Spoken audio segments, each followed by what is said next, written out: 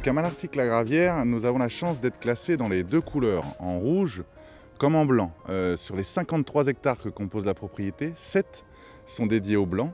Nous extrayons une très petite quantité du château Malartic-la-Gravière en blanc, à peine 10 000 bouteilles, donc, qui sont composées principalement de Sauvignon à 85% et 15% de Sémillon. Et donc ce travail de tri successive, comme je vous disais, nous permet d'avoir des Sauvignons qui vont dépasser le côté cépage, le côté variétal de ce cépage qui parfois peut avoir des notes végétales, un petit peu vertes. Là, on va aller plutôt vers les fruits blancs, vers les pêches blanches, poires blanches, des côtés floraux de ces sauvignons, et les sémillons apportant une petite touche parfois d'abricot, de miel.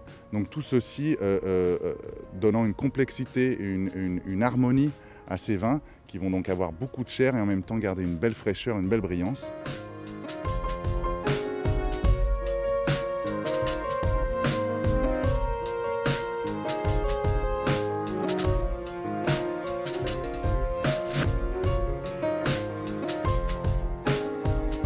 On vendange tout en petites cagettes de 10 kg, donc la grappe est manipulée une seule fois par le coupeur et puis on les empile sur des palettes, donc la grappe n'est plus du tout touchée. Elle arrive ensuite au tri, où on va avoir un double tri, ce qu'on appelle un double tri. On va d'abord sélectionner les grappes au cas où les coupeurs aient oublié de laisser de côté des grappes qui seraient moins nobles. On va ensuite séparer la rafle, les baies de leur rafle.